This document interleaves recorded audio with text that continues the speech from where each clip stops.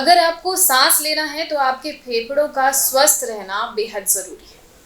नमस्कार, मैं हूँ वीना और आप देख रहे हैं राष्ट्रीय जगत विजन न्यूज का खास सेगमेंट अनफिल्टर्ड। इसमें आज हम बात करेंगे फेफड़ों से रिलेटेड जितने भी बीमारियां हैं और प्रमुख बीमारियों के लक्षण, उनके कारण और उनके इलाज पर जितने भी सवाल आपके हैं, आज उनके जवाब आपको इस वीडियो में जरूर मिलेंगे।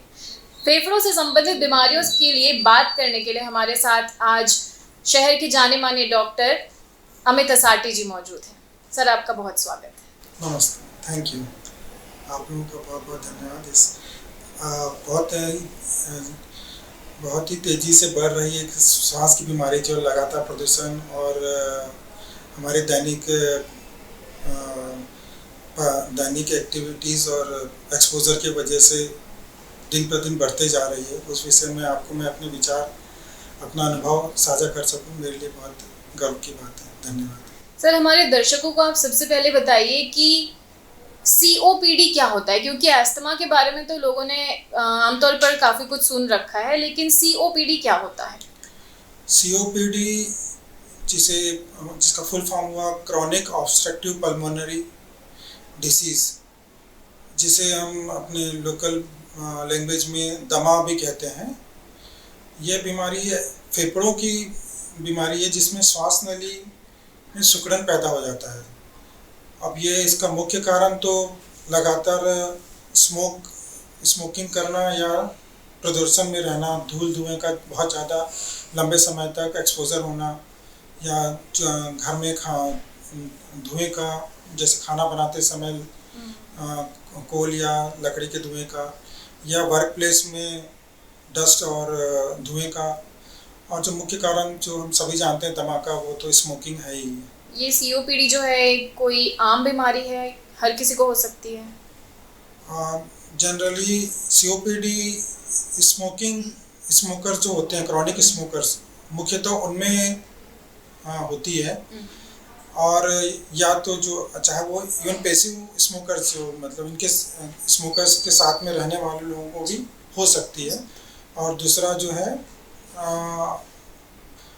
इंडस्ट्रियल स्मोक, या वर्क प्लेस में यदि हम लगातार धुएं के संपर्क में, या तो हमारा किचन जो है वो वेंटिलेटेड नहीं है और वहाँ धुआं लगातार बना हुआ है जो लंबे समय तक धुएं के संपर्क में है, तो जिसमें ये एक्सपोजर होता है धुएं का, उन लोगों में परसेंटेज ज़्यादा होता है।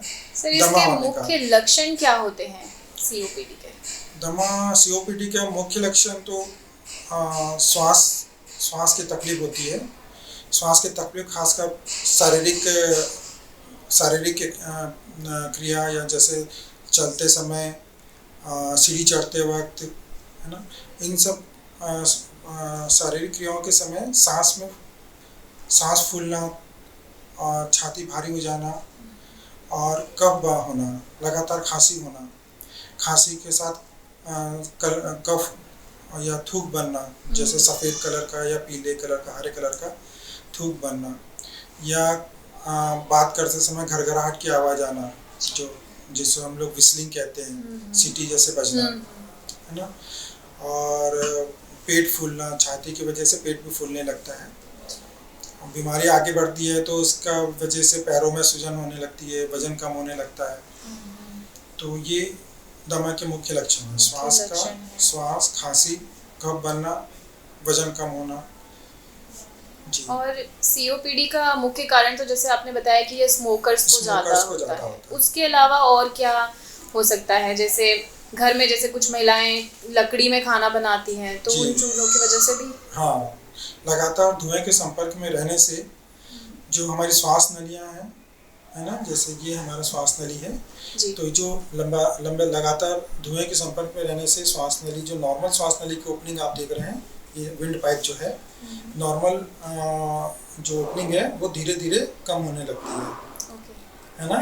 ये हमारा विंड पाइप है, ये शुरुआती है, नॉर्मल है, ये माइल्ड है, ये मॉडरेट है, और ये सीवियर है। लगातार अगर धुएं के संपर्क में हम रहते हैं या स्मोक करते हैं तो ये श्वास नली में जो ओपनिंग है वो कम होती जाती है, श्वास नली मोटी होती जाती है। आप देखेंगे तो श्वास नली की थिकनिंग यहाँ ज़्यादा है कंपेयर टू दिस। ये नॉर्मल है श्वास नली की थिकनिंग, और ये जो बीमारी बढ़ गई। की जो सीवियर सीओपीडी है, सीवियर सीओपीडी में श्वास नली की वॉल की थिकनिंग बढ़ जाने से उसकी ओपनिंग कम हो गई है। तो जब यहाँ से एयर फ्लो होता है तो वो ऑब्स्ट्रक्टेड रहता है, वो नैरो पैसेज से एयर इन एंड आउट होती है। तो इन करते समय तो हम श्वास छाती फुला के हवा अंदर खींच लेते हैं, लेकिन आउट करते समय जब हम चेस्ट को कंप्रेस करते हैं तो श्वास नली और कंप्रेस हो जाती है। तो जो एयर अंदर गई है वो फ्रीली बाहर नहीं निकल पाती है, बल्कि वो अंदर ट्रैप हो जाती है, क्योंकि जो निकलते समय श्वास नली और सिकुड़ जाती है, क्योंकि हम चेस्ट कंप्रेस करते हैं श्वास को बाहर करने के लिए। श्वास बाहर करने के लिए चेस्ट कंप्रेस करने से जो श्वास नली और छोटी हो जाती है, जिस वजह से जो अंदर गई हुई हवा है पूरी तरह बाहर नहीं निकल पाती, तो अंदर ट्रैप हो जाती है। अंदर ट्रैप होने से छाती फुली क्योंकि आप हर ब्रीथ में आप थोड़ी थोड़ी मात्रा में एयर ट्रैप करते जा रहे हो, तो अंदर वॉल्यूम एक्यूमुलेट होते जा रहा है, वो छाती को और फुला दे रहा है। छाती फूलती है तो वो जो पेट का साथ जो हम डायफ्राम कहते हैं, मसल जो पेट और छाती को सेपरेट करती है, वो नीचे की तरफ पुश होने लगती है। तो हमारा पेट फुला फुला रहता है, कुछ भी खाने में पेट फूल जाता है, थोड़ा सा खाते हैं पेट फूल जाता है, या थकावट आ जाती है। और इस वजह से जो ये बीमारी है ये एक प्रोग्रेसिव बीमारी है। ये जो है नॉर्मल, माइल्ड, मॉडरेट, सीवियर, ये प्रोग्रेसिव निरंतर बढ़ने वाली बीमारी है, क्योंकि वो लगातार धुएं के संपर्क में रहते हैं। तो वो बीमारी समय के साथ में कंटिन्यू बढ़ते ही जाती है, रिलीफ कितना गंभीर हो सकता है ये बढ़ती जाती है? जैसे मैंने बताया mild, moderate, severe. Severe case में तो वो उसे ब्रीथ इन करना बहुत मुश्किल होता है, इससे हम लोग रेस्पिरेटरी फेलियर कहते हैं। अंदर की हवा अंदर रह गई है, बाहर से हम ले नहीं पा रहे हैं सांस, तो जो हमारी कार्बन डाइऑक्साइड शरीर के अंदर बनती है वो बाहर नहीं निकल पाती, अंदर ही कार्बन डाइऑक्साइड एक्यूमुलेट होने लगती है, जिसे हम लोग CO2 नार्कोसिस कहते हैं। उसके कार्बन डाइऑक्साइड जो होती है एक्सक्रीटरी प्रोडक्ट है शरीर का, उसे बाहर निकालना होता है, अदरवाइज वो जो अंदर का ऑक्सीजन है उसको कम कर देता है। अगर शरीर में कार्बन डाइऑक्साइड की मात्रा बढ़ गई है तो वो ऑक्सीजन को रिप्लेस कर देता है, तो शरीर में ऑक्सीजन की कमी हो जाती है। ऑक्सीजन की कमी होने से हमारा ब्रेन काम करना कम कर देता है, हार्ट की फंक्शनिंग कम हो जाती है, और बाकी ऑर्गन्स भी, क्योंकि ऑक्सीजन एक वाइटल एलिमेंट है, और शरीर में ऑक्सीजन ही कम हो जाएगा तो आप समझ सकते हैं हमारा ब्रेन की फंक्शनिंग कम होने से हमें चीज़ों का ओरिएंटेशन नहीं रहेगा, क्या चल रहा है ना। ब्रेन की एक्टिविटी जो अलर्टनेस है वो कम हो जाएगी, हार्ट पे प्रेशर होने की वजह से हार्ट की पंपिंग कम हो जाएगी, जिसकी वजह से बैक फ्लो होने लगेगा और शरीर में स्वेलिंग आ जाएगी। तो ये जानलेवा भी हो सकती है जी। जैसे जैसे हमारे शरीर में carbon dioxide day by day बढ़ते जाएगा, ऑक्सीजन कम होते जाएगी। जो नॉर्मल ऑक्सीजन हमारा आप जानते हैं 95% रहता है, जिसको हम लोग पल्स ऑक्सीमीटर से चेक करते हैं जी। तो ये हमारा 95% होता है। और जो COPD पेशेंट्स में ऑक्सीजन कम होते होते 90, 85, 80, 60, इवन 40 तक चले जाता है, और सोते समय तो वो ऑक्सीजन और डीप हो जाता है। तो ऐसे समय में कम ऑक्सीजन में हार्ट की धड़कन कई बार अचानक से रुक जाती है, या वो चोक हो जाते हैं। तो ऐसे इमरजेंसी में इसमें सडन डेथ के भी रिस्क रहती है दमा में। मतलब ये जानलेवा हो सकता है अगर आपने लापरवाही की, क्योंकि ऑक्सीजन कम हो रहा है ना शरीर का, तो ऑब्वियसली वो जानलेवा हो जाता है। ये कैसे पता चलेगा कि किसी को COPD है? क्योंकि लोग इसके लक्षणों पे कभी सोचते हैं सर्दी खांसी है, नॉर्मल है तो कुछ इनहेलर ले लो या कुछ और। COPD के लक्षण तो अभी हमने बताए, जैसे कुछ काम करते वक्त सांस फूलना, खांसी होना, कफ बनना, गले से घरघराहट की आवाज़ आना, छाती फूलना, है ना, ये तो लक्षण है। और ये लक्षण जनरली अगर स्मोकर्स में मिल रहे हों तो वहाँ तुरंत ही हमें सचेत होना चाहिए कि हमें COPD हो सकती है ना। तो COPD लक्षण और एक्सपोजर, जिसको हमने स्मोक कहा है, चाहे वो स्मोकिंग एक्टिव हो, पैसिव स्मोकिंग हो, या वर्क प्लेस का स्मोक हो, या किचन का स्मोक हो, जब आप लगातार धूल में, धुएं में या प्रदूषण में रह रहे हैं और आपको लंबे समय से खांसी चल रही है, चलने में सांस की तकलीफ बढ़ते जा रही है ना, गले से घरघराहट की आवाज़ आ रही है, छाती फूल रही है, अगर ये कोई लक्षण आपको आ रहे हैं और लंबे समय से आप स्मोक के एक्सपोजर में हैं, तो आपके दिमाग में ये बात आना चाहिए कि मुझे दमा हो सकता है, COPD हो सकती है। कितने लंबे समय तक, मतलब आपको कितना वेट करना कम से कम आप मान के चलिए कि आपका एक्सपोजर 5 साल 10 साल का हो चुका है और आपको ये सिम्टम्स हल्के हल्के आना शुरू हो गए हैं। इवन कई बार जस्ट वायरल होता है तो उसके बाद ये सिम्टम्स आपको जल्दी से रिलीफ नहीं होते कि वायरल हुआ मुझे, लेकिन खांसी बहुत लंबी चल रही है, 1-2 महीने खांसी चल रही है। या विंटर आते से मुझे कफ बनना शुरू हो जा रहा है। तो ये बहुत ही शुरुआती लक्षण है ना, जो कि महीने 2 महीने ही रह पाते हैं, लेकिन वो हर साल एक्यूमुलेट होते होते फिर वो 15 दिन, 1 महीना, फिर नेक्स्ट ईयर 2 महीने, फिर 3 महीने, फिर 6 महीने। तो जो आपका जो शुरुआती लक्षण है उसमें जब ट्रिगर होता है, वायरल का ट्रिगर हो जाए या फ्लू हो जाए, तो उसमें सिम्टम्स बढ़ जाते हैं और लंबे समय तक परसिस्ट करते हैं। तो बहुत ही शुरुआती लक्षण है कि अगर कोई स्मोक के एक्सपोजर में है और चेस्ट के सिम्टम्स आ रहे हैं और लंबे चल रहे हैं, अगर ज़्यादा लंबे समय तक 1 हफ्ते से ज़्यादा या 2 हफ्ते से ज़्यादा सर्दी और खांसी रह रही है, खांसी तो कंटिन्यू बनी हुई है हाँ, और कफ भी बनी रहा है, तो उसको हल्के में नहीं लेना चाहिए। और खासकर आपका स्मोक का एक्सपोजर है जी, तो उस चीज़ पे दमे COPD की जांच करवा लेनी चाहिए। सर COPD और अस्थमा में जी क्या डिफरेंस है, क्या फ़र्क है? जी बहुत अच्छा सवाल है। COPD का जैसे हमने अभी तक जिक्र किया कि वो जब एक्सपोजर होता है स्मोक का कंटिन्यू 5 से 10 साल या और भी लंबे समय से, कोई 20 साल 30 साल, है ना, तब जाके उसके लक्षण शुरू होते हैं। अस्थमा जो है वो एक एलर्जी की बीमारी है। अस्थमा जो है एलर्जी है, जो कई बार बचपन से ही या कई बार 20-30 साल की उम्र में, 15 साल की उम्र में इसके लक्षण आते हैं। कई बार ठीक भी हो जाते हैं, कई बार लेट भी एलर्जी की वजह से सांस की तकलीफ आते हैं। तो अस्थमा के लक्षण तो दमा COPD के ही तरह है। खांसी, लंबे समय तक खांसी चलना, गले से विस्लिंग होना, सीटी की आवाज़ आना, कफ बनना, सांस फूलना। लेकिन ये जो अस्थमा है ये कभी कम होता है, कभी बढ़ जाता है, है ना। इसमें इसको हम वेरिएबिलिटी कहते हैं। ये जब आपको ट्रिगर या एक्सपोजर होता है तो वो तेज़ी से लक्षण बढ़ते हैं और जैसे ही एक्सपोजर हट जाता है तो वो तुरंत सबसाइड भी हो जाते हैं। लेकिन दोनों में सेम श्वास नलियों में सिकुड़न पैदा होती है। दोनों यदि लंबे समय तक होते हैं, लंबे समय तक यदि COPD हो या लंबे समय तक अस्थमा हो, तो सेम श्वास नलियों में चेंजेस आने लगते हैं। जैसे श्वास नली का उसका डायमीटर रेडियस कम होना, उसका वॉल का थिकनिंग होना, वॉल मोटी हो जाना, दोनों में कफ जमा रहना। तो जो है अंदर शरीर में जो चेंजेस होते हैं, पैथोलॉजी होती है, लंबे समय तक लगभग सेम होने लगती है। फेफड़ों में डैमेज होना, श्वास नली में डैमेज होना। लेकिन जो शुरुआती अस्थमा होता है वो तेजी से डाउन भी होता है, उतनी तेजी से इम्प्रूव भी हो जाता है। मतलब अगर शुरुआत में आपको पता चल गया तो आप उसे ठीक कर सकते हैं। हाँ, अस्थमा जो है अगर आपका एलर्जी है और किसी खास चीज़ से एलर्जी है, जैसे आप उसके एक्सपोजर में आते हैं, जैसे ठंड से, धुएं से या किसी स्मेल से, डस्ट से, या परफ्यूम से, है ना, कोई ट्रिगर आपको होता है तो आपको तेज़ी से सांस बढ़ जाती है। लेकिन जैसे आप इनहेलर लेते हैं या उस जगह से हट जाते हैं या आपका एक्सपोजर कम हो जाता है तो उतनी जल्दी आप ठीक भी हो जाते हैं। तो ये मेन लक्षण है कि अस्थमा जो है वो बचपन से या अर्ली एज में शुरू होता है, और जो दमा COPD होता है जनरली लेट शुरू होता है, 40-50-60 साल की उम्र के बाद, जनरली 40 से 50 की उम्र के बाद होते हैं। और अस्थमा तो जनरली 20 के पहले ही उसके लक्षण शुरू हो जाते हैं। तो ये जो अस्थमा है क्या वो फैमिली रिलेशन की वजह से भी हो सकता है? वो एलर्जी है तो वो जनरली जेनेटिक होता है। उनके मदर फादर साइड या मतलब दादा दादी साइड या नाना नानी साइड, दोनों साइड से किसी भी साइड से उनको एलर्जी क्या हो सकता है। लेकिन COPD में ऐसा कुछ नहीं। COPD में बहुत कम परसेंटेज में ऐसा होता है कि वो टेंडेंसी उनको ज़्यादा होती है COPD डेवलप करने की। COPD का क्या इलाज संभव है? COPD का जी हाँ, जैसे हमने बात की कि लंबे समय तक धुएं के एक्सपोजर से होता है, तो जैसे ही हमें अर्ली साइंस या सिम्टम्स समझ में आते हैं कि ये दमा हो सकता है, तुरंत हमें स्मोक से बचना है।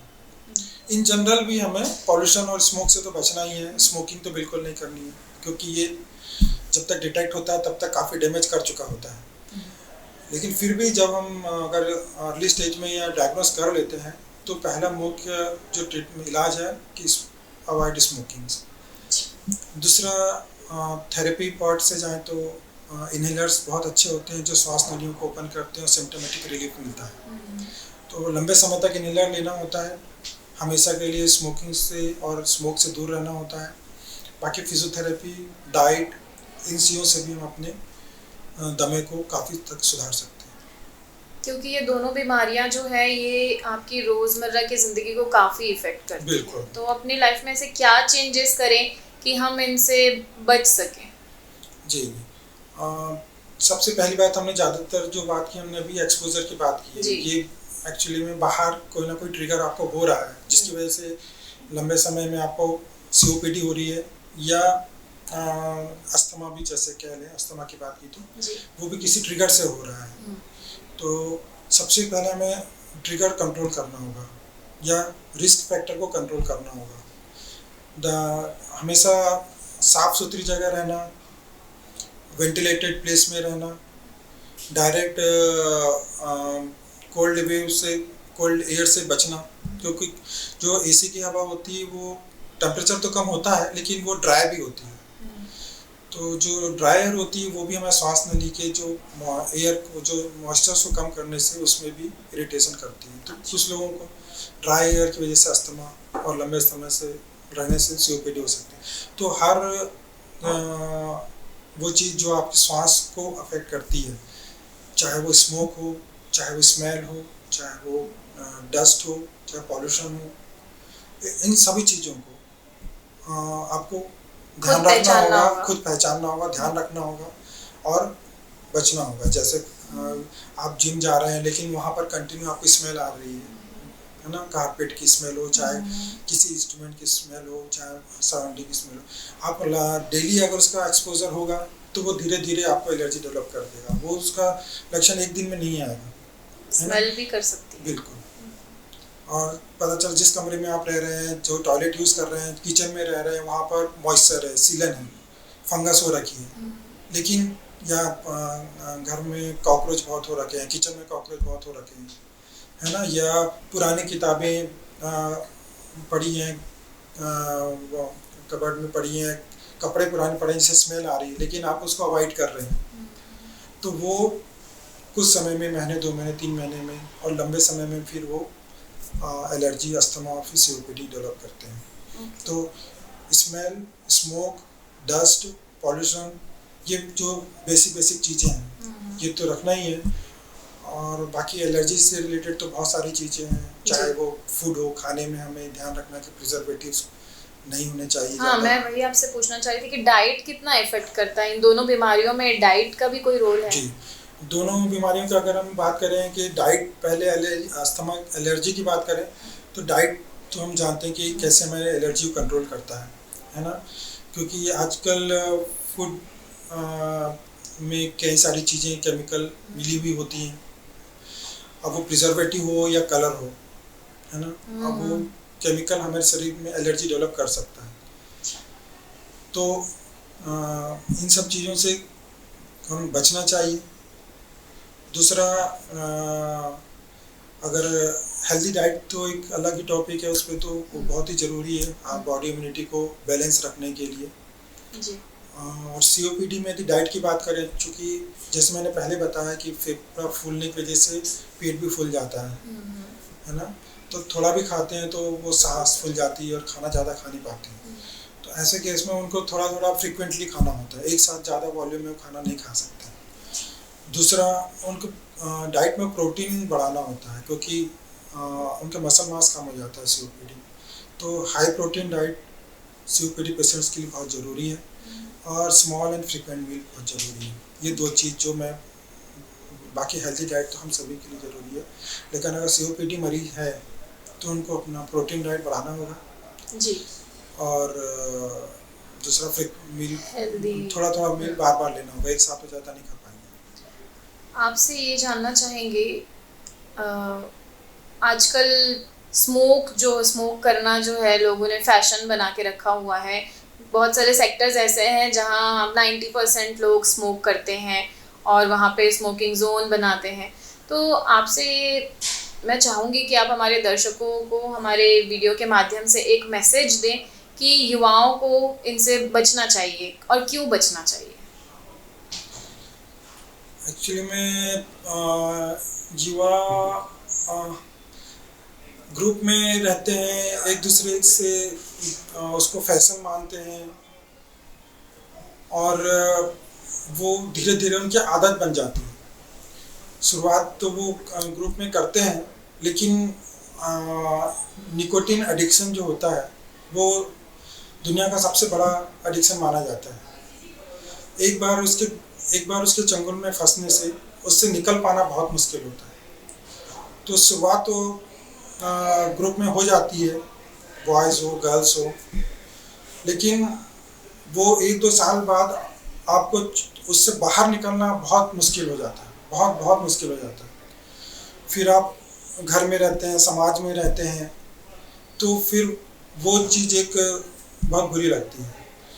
और जो इसके लॉन्ग टर्म साइड इफ़ेक्ट्स हमने अपनी बात की है, एक बार जब ये दमा हो जाता है, फेफड़ा डैमेज हो जाता है, तो आपकी फिजिकल एक्टिविटीज़ हैम्पर्ड हो जाती है।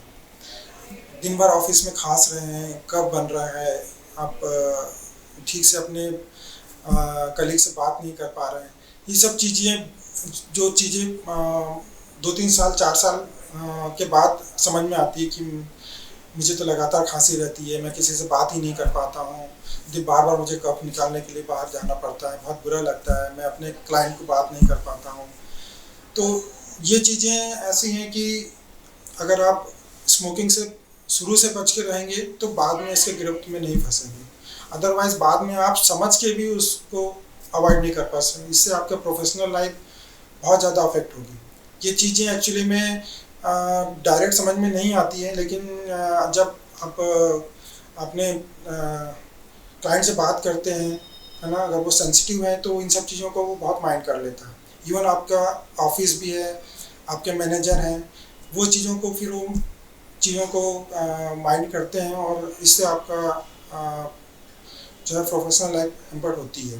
बाकी जो लॉन्ग टर्म साइड इफेक्ट्स हैं वो तो हमने आपको बता ही दिए। एक बार दमा शुरू हो जाता है तो वो प्रोग्रेसिव डिसीज है और इरिवर्सिबल है। वो डैमेज जो है हो गया है तो डैमेज फिर रिपेयर नहीं होता है ना। तो आप हमेशा के लिए एक बीमारी को लेके बैठ गए जिसका जो आपकी ज़रूरत नहीं थी जी, सीधा अननेसेसरी आपने एक बीमारी पाल ली है ना। लोगों को डायबिटीज़ हो जाती है क्योंकि उनके हाथ में नहीं है, फैमिली हिस्ट्री है ना। लोगों का हाइपरटेंशन हो जाता है, थायराइड हो जाता है, लेकिन उसके लिए उनका हाथ में नहीं, वो तो फैमिली हिस्ट्री है।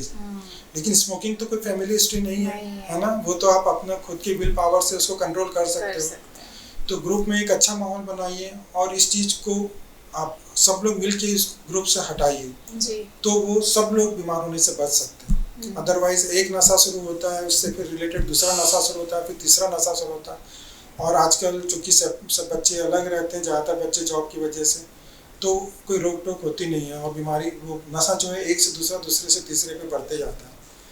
तो अल्टीमेट आपके फिजिकल और प्रोफेशनल लाइफ को बहुत ज़्यादा अफेक्ट करता है। बहुत अच्छा आपने मैसेज दिया डॉक्टर। हम उम्मीद करते हैं कि इससे हमारे दर्शक जो हैं कुछ तो उनके जीवन में प्रभाव पड़ेगा बिल्कुल। और अपनी लाइफस्टाइल को बेहतर बनाइए, स्मोक से बचिए, क्योंकि जो नॉर्मली प्रदूषण हो रहा है उससे तो बचना बेहद मुश्किल हो गया है आजकल। Thank you so much doctor, आपने इतनी बातचीत की और इतनी बढ़िया हमें जानकारी शेयर की।